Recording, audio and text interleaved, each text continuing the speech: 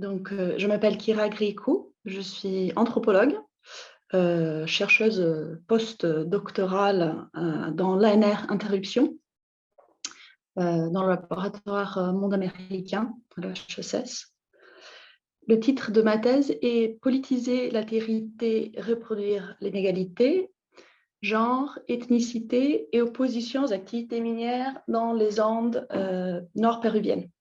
Je l'ai soutenu en 2018 à l'HESS sous la direction de Madame Carmen Salazar Soler.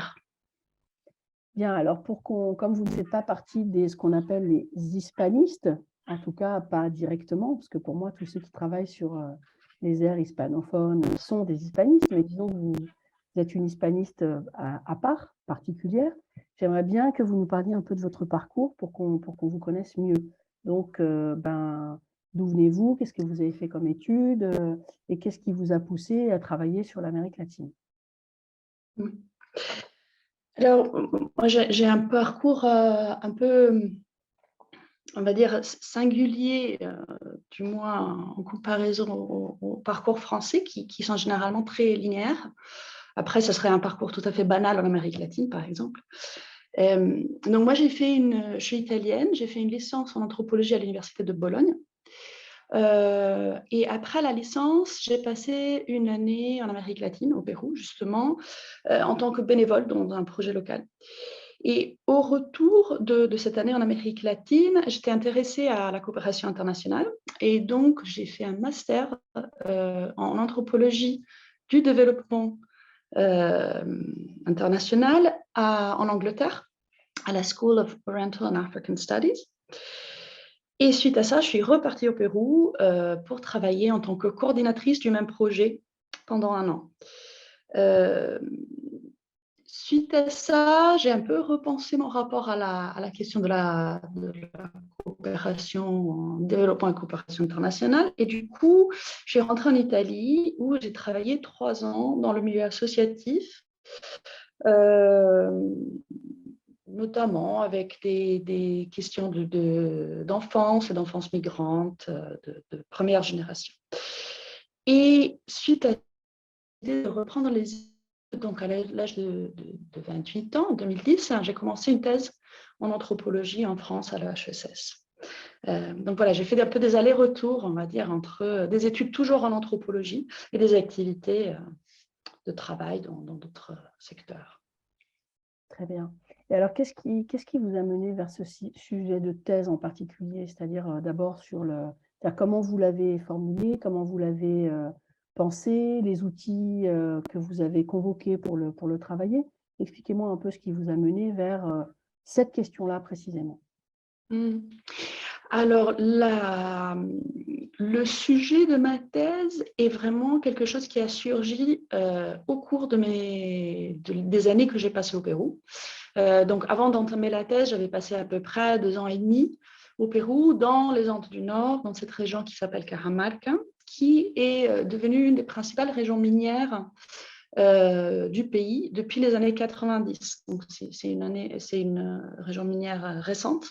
Ce n'est pas une région où l'activité minière a une longue histoire. Et donc, pendant que j'étais là, même si je travaillais dans toute autre chose, mais on parlait tout le temps de la mine, des effets que ça avait sur la société locale, sur l'environnement. Il y avait des questions de pollution des eaux. Les gens étaient très inquiets du risque de pollution des eaux potables qui desservaient la ville. Et donc, c'est vraiment ça qui m'a amenée à m'intéresser à la question minière.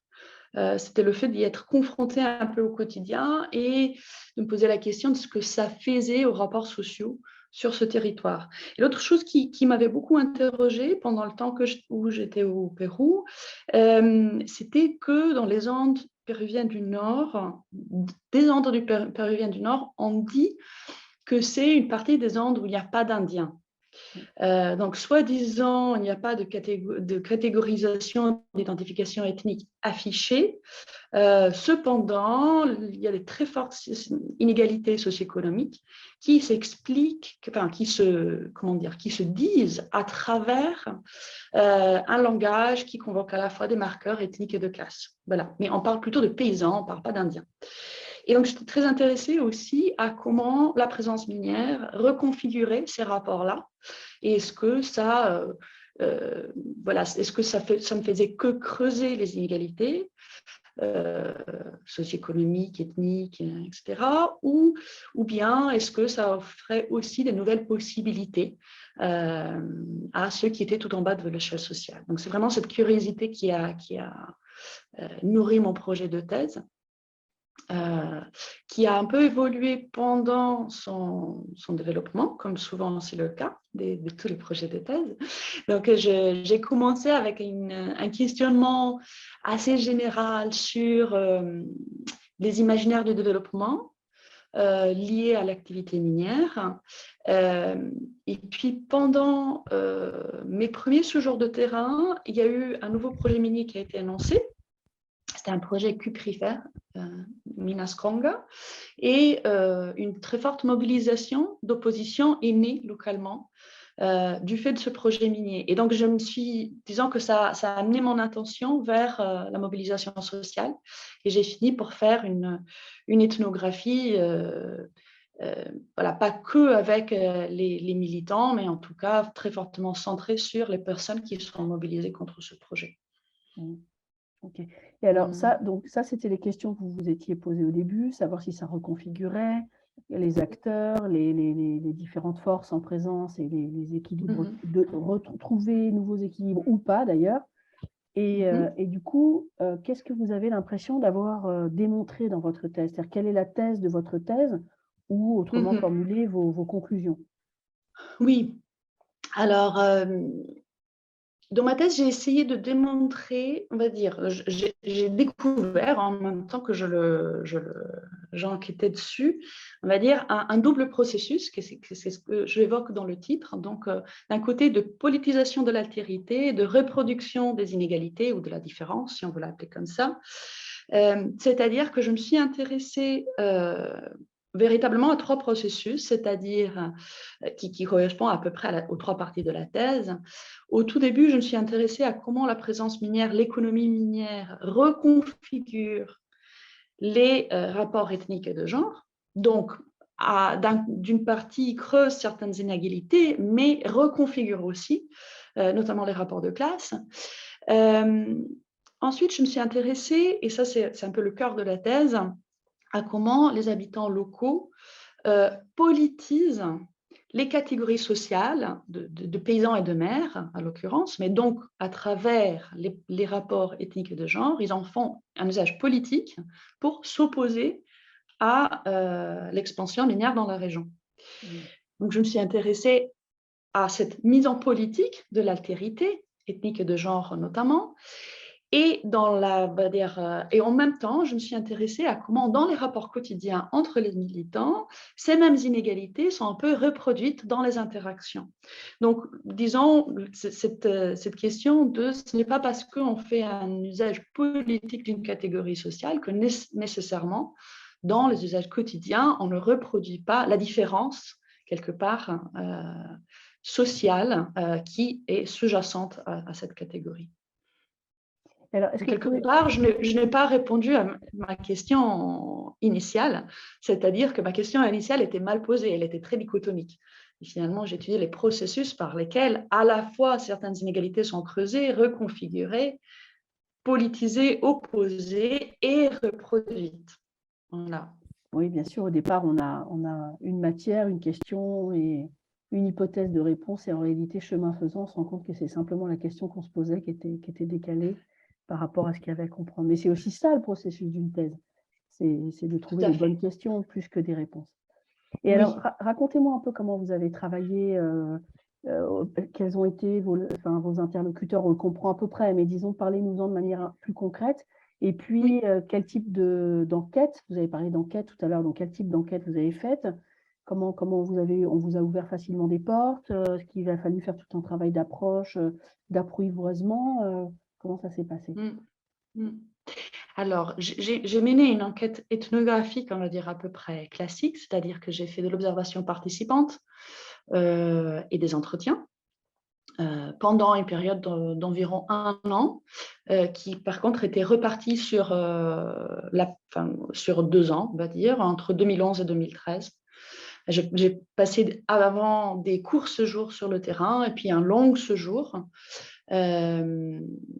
au cours desquels j'ai fait vraiment la grande partie de mon terrain.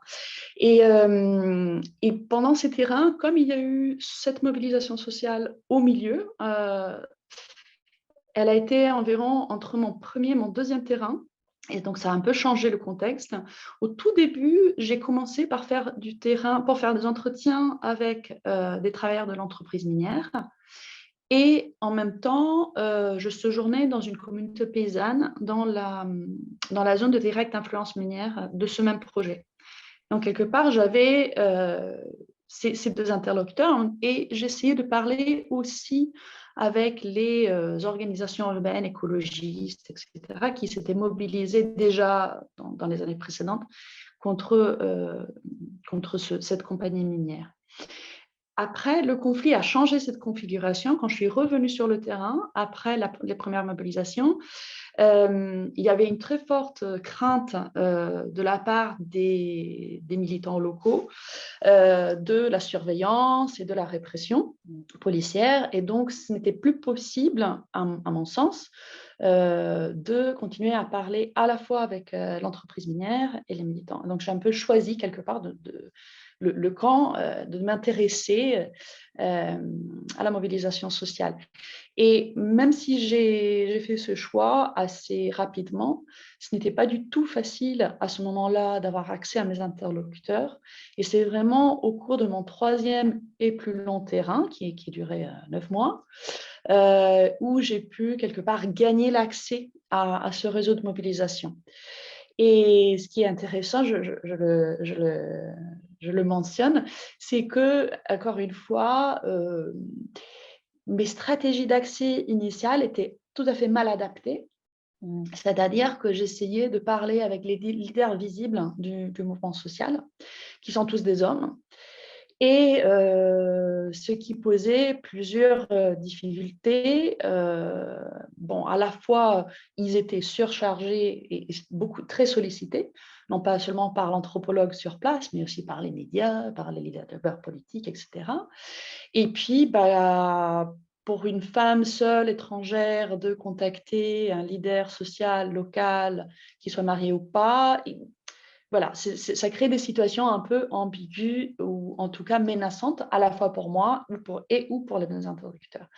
Et mon entrée s'est faite plutôt par des organisations de femmes qui m'ont contactée elles-mêmes en me voyant voilà, dans les réunions, etc., en disant « mais viens, nous, on a bien envie, besoin d'une interlocutrice ». Le fait que j'étais internationale, là, du coup, c'était une valeur ajoutée.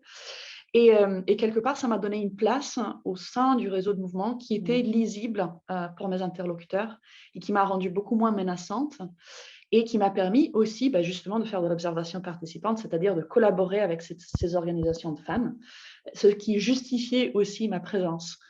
Car évidemment, c'est très difficile de faire de l'observation dans un contexte de mobilisation sans y prendre part d'une quelque forme. Bien sûr.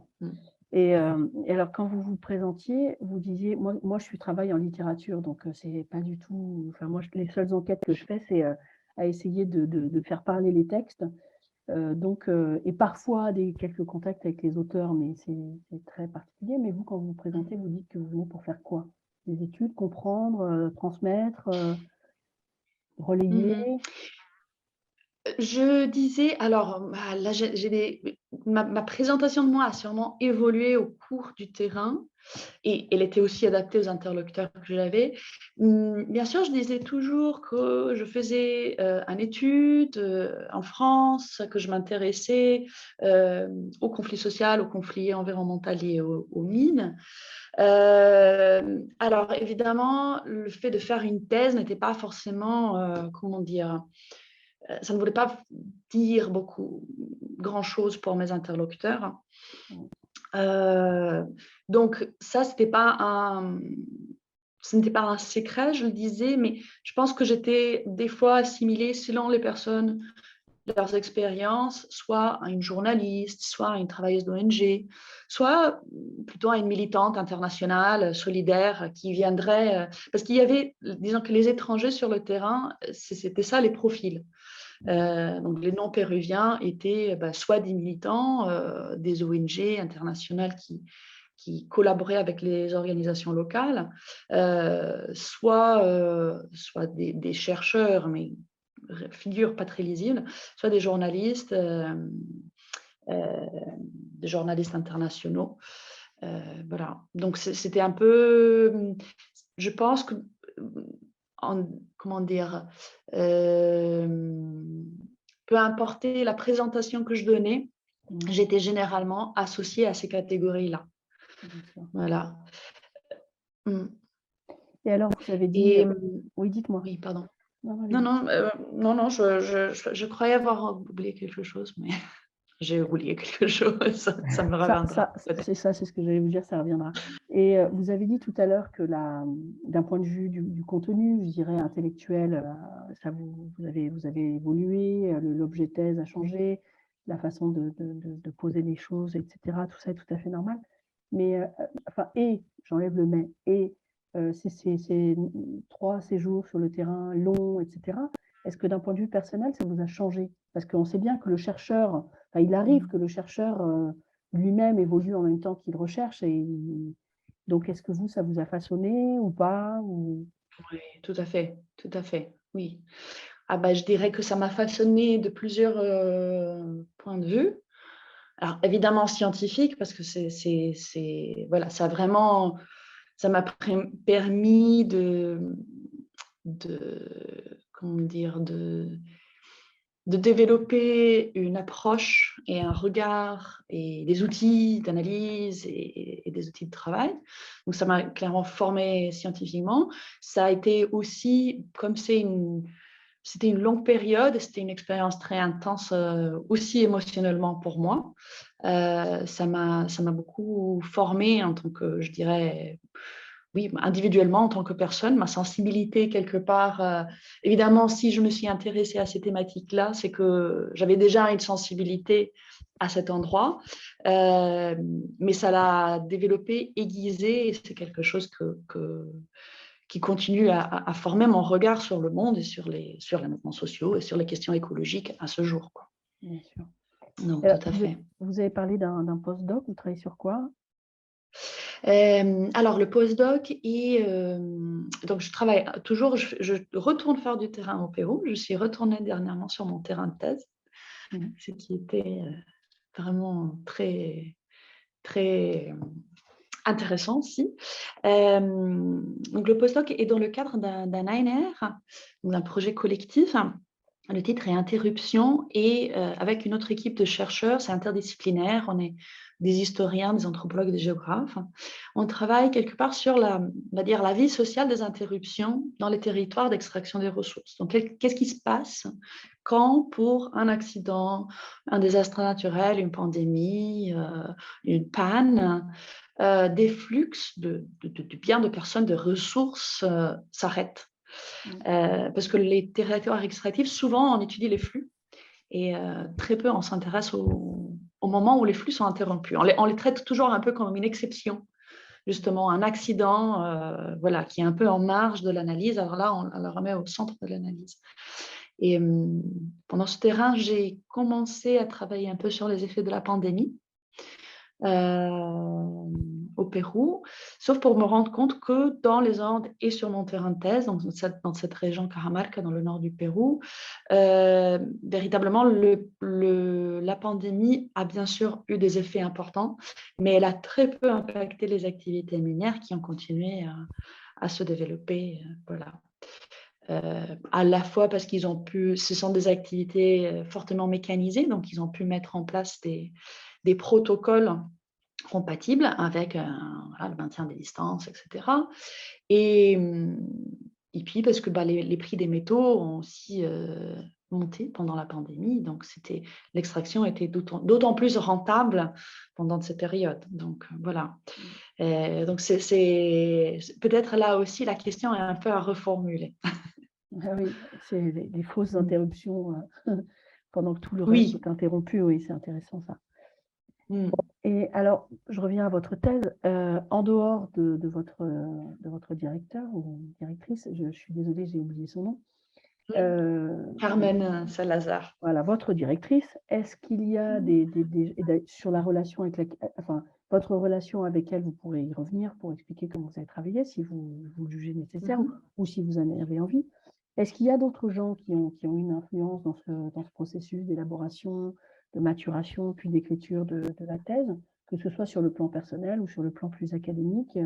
Est-ce que, le cas échéant, vous pouvez nous en parler? Moi, alors je dirais que ma thèse a vraiment été, mais je pense que c'est vrai de toutes les thèses, hein, mais certaines peut-être plus que d'autres, le produit d'un effort collectif, hein, c'est-à-dire que j'ai énormément bénéficié à la fois sur le plan personnel et académique du soutien de mon entourage professionnel, on va dire. J'ai eu la chance d'avoir beaucoup de collègues anthropologues et géographes tout au long de ma thèse, avec qui j'ai beaucoup échangé, des doctorants, des jeunes chercheurs. J'ai échangé non seulement au long du processus d'enquête, d'analyse et après de rédaction. Beaucoup d'entre eux et d'elles m'ont relu maintes fois, à la fois pour la langue, parce que le français n'est pas ma langue maternelle, donc j'avais besoin de correcteurs, mais ils en ont évidemment aussi relu pour la forme, la cohérence de mes propos, etc. Donc j'ai vraiment eu beaucoup de chance de ce point de vue-là. Je pense que ça m'a vraiment aidé à penser mon sujet, à écrire ma thèse, et je n'aurais pas pu le faire sans ces apports-là. Il y a eu des espaces aussi qui ont été très importants, par exemple le séminaire des doctorants de mon laboratoire, des espaces de discussion entre pairs qui m'ont beaucoup aidé un peu à survivre à ce qu'on appelle la solitude de la thèse. On y passe tous, mais voilà, ces espaces-là sont vraiment thérapeutiques à des moments, quand on est un peu perdu face à ses données, face à son terrain, etc. Et donc, je dirais vraiment, alors j'ai été très, ma directrice a été très présente tout au cours de ma thèse, et j'ai eu la chance, voilà, d'être dirigée de près, relue, etc. Et je dirais qu'au-delà de là, c'était vraiment les espaces de pairs qui m'ont portée du début jusqu'à la fin. Et puis certaines lectures, certaines approches, notamment j'étais pas, le genre n'était pas du tout dans mon projet initial de thèse, la perspective de genre. C'est vraiment quelque chose qui est venu à la fois du terrain, de par mon entrée au terrain, et puis ensuite j'ai dû la penser, et donc là j'ai un peu découvert le féminisme matérialiste, le féminisme noir chicane états-unien, le féminisme postcolonial, et donc ce sont été des lectures qui m'ont vraiment aidé à penser quelque chose de nouveau dans mon travail d'analyse. Et bon, j'imagine que, comme tout doctorant, vous avez rencontré des difficultés. Vous avez évoqué déjà entrer en contact avec les bons interlocuteurs dans des rapports parfois compliqués à mettre en place, ne serait-ce que parce que la situation, si ce n'est pervertit les choses, du moins les rend ambigus, etc. Donc, est-ce qu'il y a d'autres difficultés que vous avez rencontrées qui seraient propres à votre sujet, et puis des difficultés plus personnelles? Je ne sais pas, moi, vous avez un mal de chien à écrire et ça a été difficile de vous y mettre, ou bref, c'était quoi, votre croix que vous avez portée pendant toute cette période? Alors, je dirais que j'ai réfléchi un moment. Alors, il y a plusieurs. Je dirais que j'ai rencontré 2 difficultés importantes, à part l'entrée sur le terrain. L'une, c'était le processus d'écriture, effectivement, qui était long et difficile pour moi. Ça a duré 3 ans. J'ai eu beaucoup de mal à commencer à écrire. J'ai failli arrêter la thèse plusieurs fois, un peu au début de l'écriture ou avant le début de l'écriture. J'étais aussi, au-delà du fait que l'écriture était difficile pour moi, j'étais très inquiète aussi sur l'impact potentiel de ce que j'écrivais. Alors, comme j'avais travaillé sur un conflit social et j'étais quelque part, du fait de mon long séjour sur le terrain, j'avais eu accès à des informations et c'était un peu difficile à des fois de savoir qu'est-ce qui était confidentiel ou pas. C'est-à-dire que c'était des choses que tout le monde savait sur place, mais qu'on n'avait pas forcément envie qu'ils sachent, par exemple, les médias ou le gouvernement national, etc. Donc ça m'a posé beaucoup de dilemmes, je veux dire éthiques, politiques, pendant l'écriture. Alors, quelque part, le fait que j'ai pris beaucoup de temps à écrire, c'était un bien pour un mal, c'est-à-dire que beaucoup de ces choses-là, au bout de 3 ans, euh, étaient de domaine public, voilà, tout le monde le savait, ou bien elles n'étaient plus un grand secret, c'était plus menaçant de les mentionner. Quelque part, le temps de l'écriture m'a aidé, hein, de ce point de vue-là. Et puis, il y a aussi des choses que j'ai juste choisi de ne pas partager parce qu'elles n'étaient pas essentielles à l'analyse que je faisais et parce qu'elles étaient potentiellement instrumentisables, etc. Donc, en tout cas, l'écriture était très difficile. Et l'autre chose, c'est que je dirais que la plus grande difficulté que j'ai rencontrée, au-delà de ça, c'était vraiment la difficulté tout au long de la thèse de faire une thèse sans financement, qui à la fois, c'est un privilège que peu de personnes peuvent se permettre, donc j'en suis consciente. Et donc moi, j'ai fait une thèse en 8 ans sans financement. J'ai pu avoir plusieurs aides au terrain de la part de mon laboratoire, de l'HESS. J'ai eu un aide au terrain long de l'Institut français d'études andines pour faire mon long terrain, justement, en 3e année. Mais voilà, tout au long de ma thèse, j'ai alterné le travail gratuit de recherche, de communication, de rédaction, etc., avec des activités rémunérées que je menais à temps partiel. Donc, j'ai fait plein de choses. J'ai fait de l'enseignement de l'anglais principalement. J'ai fait de la traduction. J'ai été hôtesse dans des salons de Paris. J'ai fait secrétariat de rédaction. J'ai finalement été vacataire de l'enseignement. Voilà, j'ai eu plusieurs casquettes. Mais ce n'était pas toujours facile. Enfin, moi, je dirais que ça m'a été difficile pour moi de trouver un équilibre entre ces différentes activités et notamment au moment où mes activités salariées n'avaient absolument rien à voir avec ma recherche. Donc, voilà, j'avais un peu l'impression de me déguiser d'un côté ou de l'autre, je ne savais plus trop, mais voilà, donc cette alternance-là était pas facile à gérer sur le long terme. Voilà, elle a été très fatigante. Je me rappelle surtout les dernières années où justement j'essayais d'écrire. Ça commençait à me peser. Et je pense que c'est ce qui a fait justement que j'ai failli abandonner la thèse à plusieurs moments. Et puis, du fait de mon réseau, mon entourage qui m'a un peu voilà, tiré plus dans le milieu académique. J'ai commencé à donner des cours. Voilà, il y a eu des choses qui ont changé et qui ont fait que j'ai basculé plus du côté académique et que j'ai réussi à rester dedans. Bon, alors du coup, voilà, ces difficultés surmontées, l'écriture, plus les questions d'hésiter, qu'est-ce que je peux dire, ça je comprends, ça doit pas être facile d'arriver à trancher ce qui est, enfin vous êtes entre deux conflits de loyauté à votre thèse et aux gens qui vous ont fait confiance pour vous parler. Bon, enfin, bref, à l'arrivée, la thèse est terminée et c'est le jour de la soutenance. Alors, devant vous, il y avait qui étaient les professeurs qui composaient votre jury? Alors, devant moi, il y avait, donc c'était tous et toutes des américanistes. Il y avait Gilles Bataillon, qui est sociologue du politique, professeur à la HESS.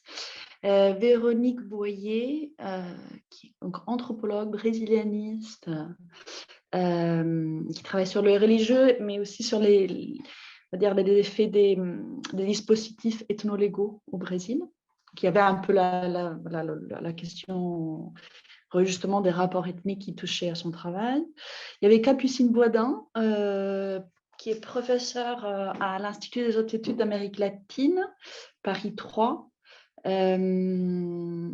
et qui est anthropologue aussi, qui a travaillé notamment sur le Paraguay, sur les communautés guaranophones,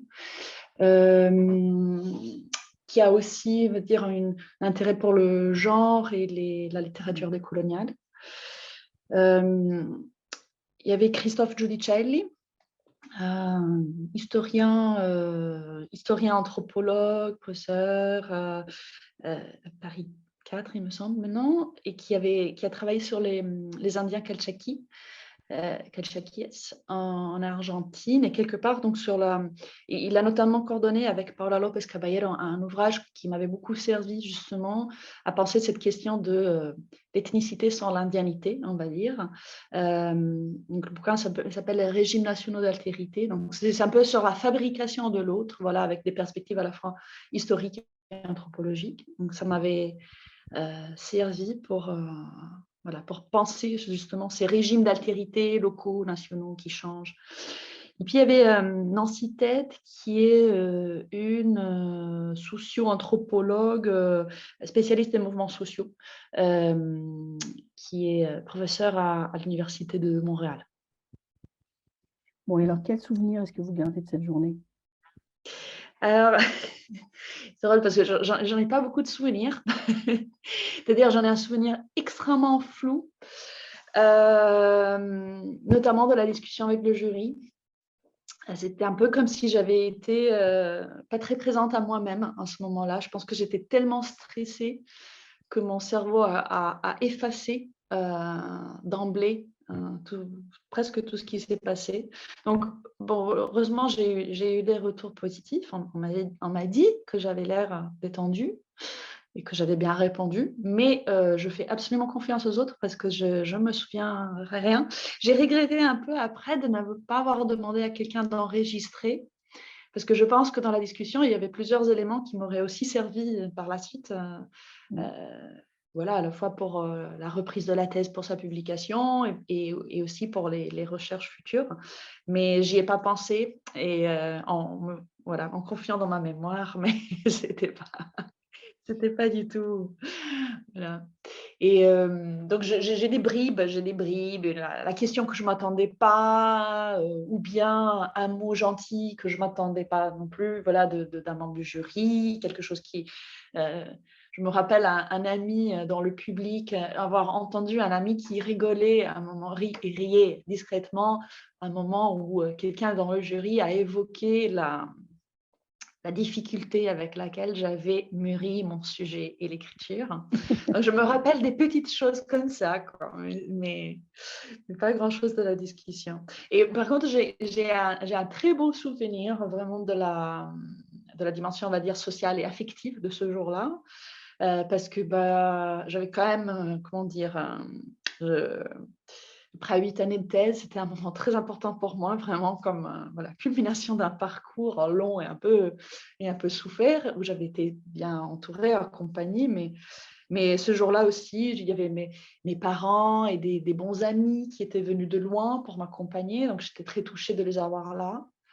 Il y avait des collègues, on va dire, seniors de mon laboratoire. Il y avait des étudiants des cours que je donnais à l'université qui étaient venus. Donc, voilà, j'ai un souvenir très touchant, très émouvant du fait de retrouver toutes ces personnes qui m'accompagnent à travers ce rituel de passage.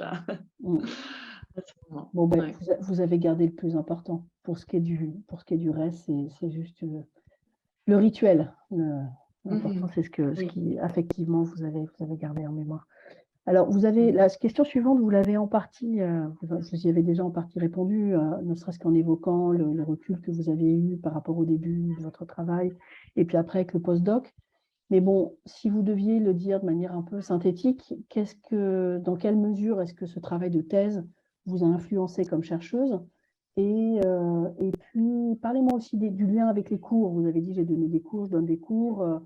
La thèse, c'est une de votre vie. Enfin, un aspect de votre vie et puis vos cours à part, ou est-ce que votre thèse nourrit vos cours? Ah, tout à fait. Non, je dirais que ma thèse a beaucoup nourri mes cours et vice-versa.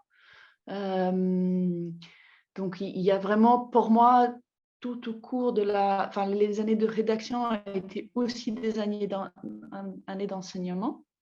Bon, d'un côté, j'ai un peu alterné les deux choses parce que c'est pas facile d'enseigner et d'écrire en même temps. Mais il y avait vraiment mes cours nourrissaient énormément mon processus de réflexion après la rédaction de la thèse.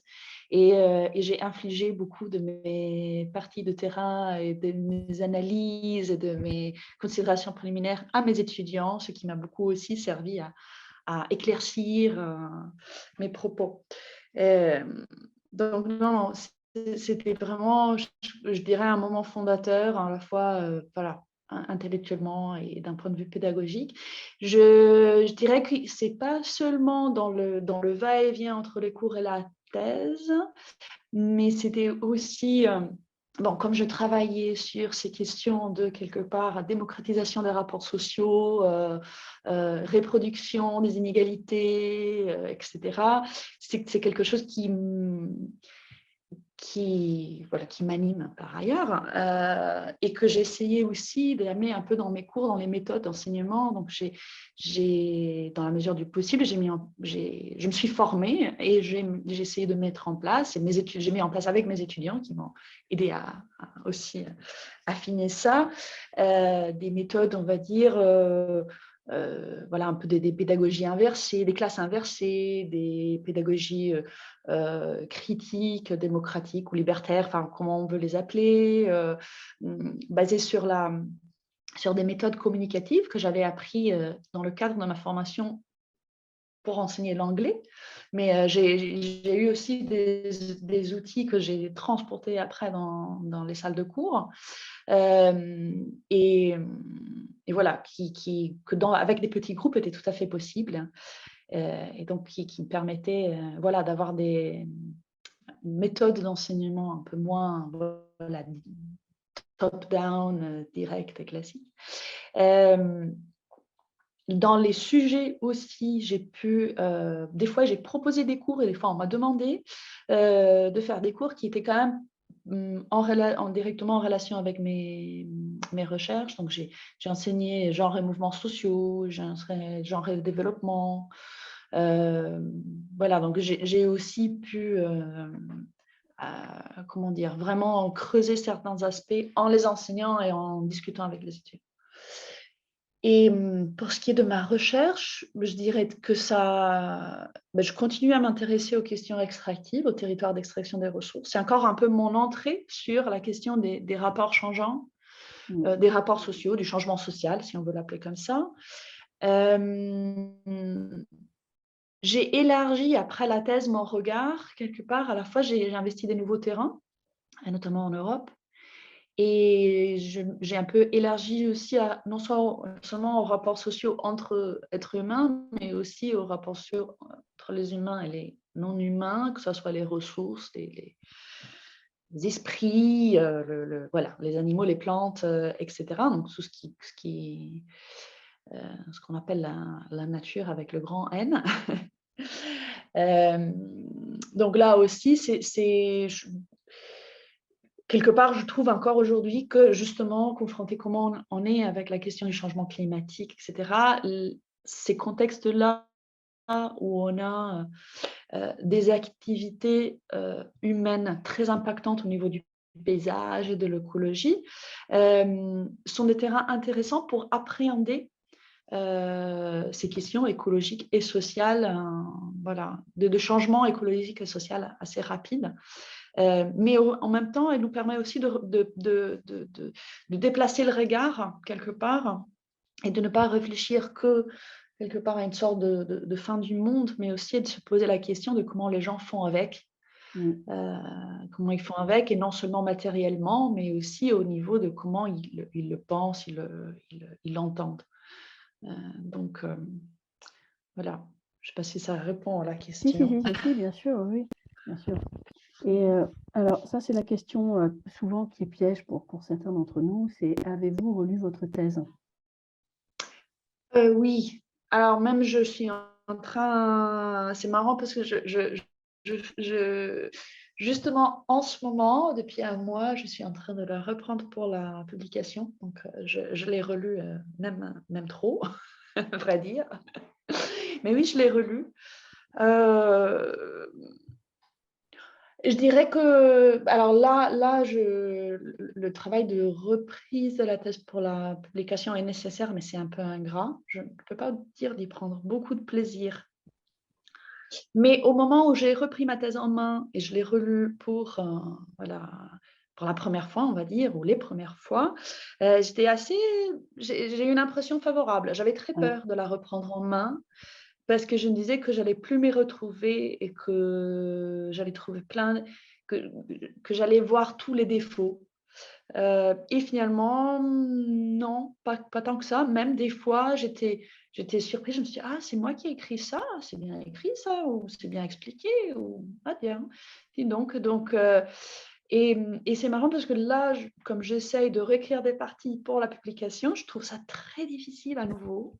oui, Et j'ai un peu l'impression, je me dis que la capacité d'écriture, c'est vraiment quelque chose qu'on mûrit pendant la thèse parce qu'on écrit beaucoup et on apprend à écrire en écrivant. Et qu'après, si on n'écrit pas beaucoup, et c'était mon cas, les dernières 2 années, j'ai beaucoup enseigné, donc je n'ai pas beaucoup écrit, qu'on perd un peu cette capacité-là. Donc c'est vraiment un entraînement, voilà, une endurance quelque part. c'est comme le sport. Oui, tout à fait, exactement. Donc là, j'essaye de faire du jogging après 2 ans que j'en ai pas fait. C'est pas, c'est pas facile. Des petits problèmes de souffle peut-être. Oui, tout à fait, tout à fait. Il Ça faut va revenir. persévérer, ça Oui, va revenir. Ouais. ça va Oui. revenir. Bon, et alors, quels sont, à part bien s'entourer avec un groupe d'amis, doctorants, pour se remonter le moral et au moment où on a des petites baisses de régime, quels sont les conseils que vous donneriez à des jeunes doctorants? Alors je dirais de se mettre dans des bonnes conditions pour faire une thèse. Euh, c'est ce que je pense que, enfin, je dis peut-être quelque chose de banal, mais il ne faut pas sous-évaluer l'investissement et le temps que ça demande. Mmh. Donc, je pense que c'est essentiel de se mettre dans des bonnes conditions dès le début, avant le début, si c'est possible. Et puis, sinon, comment on peut faire? Donc, ça peut valoir la peine, par exemple, d'attendre 1 année ou 2, d'avoir un financement pour faire la thèse, ce qui n'était pas mon cas. J'étais très pressée parce que j'ai l'impression de commencer très tard. Mmh. Mais je pense que c'est un peu une fausse économie parce qu'après, le temps qu'on gagne en commençant tout de suite, on le perd en recherchant des financements au cours de la thèse, voire en travaillant à côté, etc. Donc, je pense que c'est bien de chercher un financement vraiment de façon voilà, sérieuse, informée, quitte à attendre 1 année ou 2 pour s'inscrire. Si on n'arrive pas à trouver un financement, je pense que c'est bien de travailler dans la mesure du possible, encore une fois, mais dans quelque chose qui est en rapport avec sa thèse. Donc, comme ça, on n'est pas trop voilà, éparpillé dans ses activités, dans ses tâches. Il faut avoir des bonnes capacités d'organisation. Il faut vraiment essayer de s'organiser son temps. Et si on a un mi-temps de travail, que ce soit reparti dans des demi-journées ou sur la semaine, mais vraiment d'avoir un temps qui est dédié au travail, un temps qui est dédié à la thèse. Et comme ça, on arrive à avancer, à ne pas trop se disperser. Et puis, oui, je dirais ça. Et après, ce que vous disiez, je pense que c'est vraiment le fait d'être entouré, de chercher des espaces, euh, voilà, des espaces avec des collègues, des espaces avec des pairs, mais pas que, mais en tout cas, d'avoir des espaces où on peut partager ce parcours-là. Je pense que c'est vraiment ce qui est important à la fois pendant la thèse et puis après, parce que Mmh. c'est aussi là qu'on construit son réseau et qu'on crée des collaborations et tout ce qui nous porte après la thèse. Oui, oui. Alors, est-ce que vous pouvez nous lire la première phrase de votre thèse, la première de l'introduction, Oui, évidemment dans sa version thèse et pas dans sa version que en cours de réécriture. oui, oui, oui, oui. Non, non. Voilà, donc c'est vraiment tel que vous l'aviez écrite à l'époque et puis que vous nous en fassiez un petit commentaire rétrospectif. Qu'est-ce que vous en pensez après toutes ces années? Ouais. Alors, je la cherche. Voilà. Donc, afin de contribuer à une anthropologie politique par le bas, ayant pour objet la formation et l'évolution des cultures politiques populaires, cette thèse se propose de porter un regard sur les formes, les représentations et les pratiques de l'altérité dans les mobilisations contre l'activité minière au Pérou, et ce, à la lumière des études féministes intersectionnelles et décoloniales. Bon, Voilà, alors. c'était une longue phrase de début. Donc, rétrospectivement, moi, je trouve que ma première phrase reflète assez bien le contenu de la thèse, même si peut-être certains termes, je les ai problématisés depuis, je les changerai aujourd'hui, mais en tout cas, ça représente bien ce qui est le contenu de ma recherche.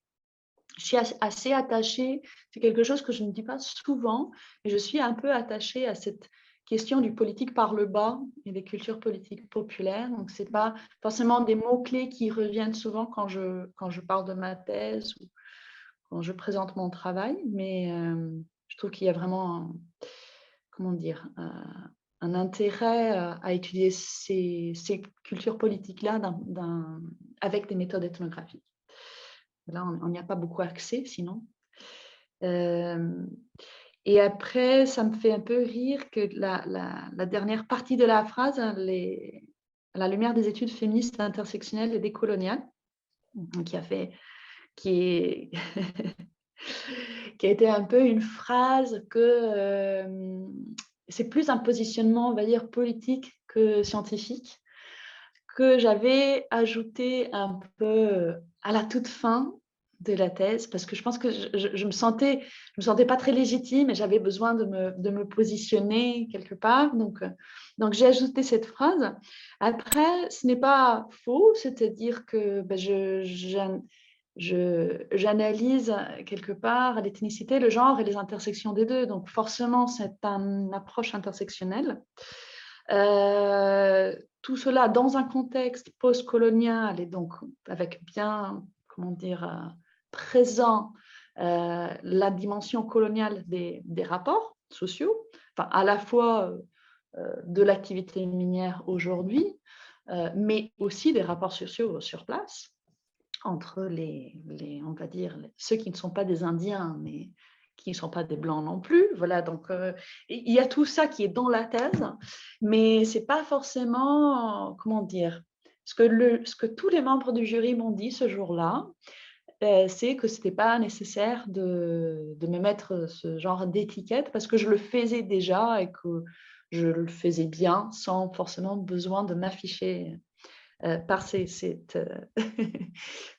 mais ça m'a quand même valu le blacklistage de ma thèse sur l'Observatoire de la décolonialité. Ah, d'accord. Et du coup, rétrospectivement, vous avez l'impression d'avoir fait une thèse militante ou vous avez eu l'intention de faire une thèse militante? Je ne saurais pas. Ça, c'est une question difficile. Oui, C'est-à-dire que je pense que ma thèse est très militante pour certains et pas du tout pour d'autres. oui, Euh, et donc, on est un peu. Je trouve que quand on travaille sur des sujets qui sont très politisés, on a toujours un peu à faire qu'on n'est pas assez militant pour les militants et on n'a pas assez scientifique pour les chercheurs. Donc, ce n'est pas facile de trouver un peu le ce juste terrain milieu. du milieu. Ouais.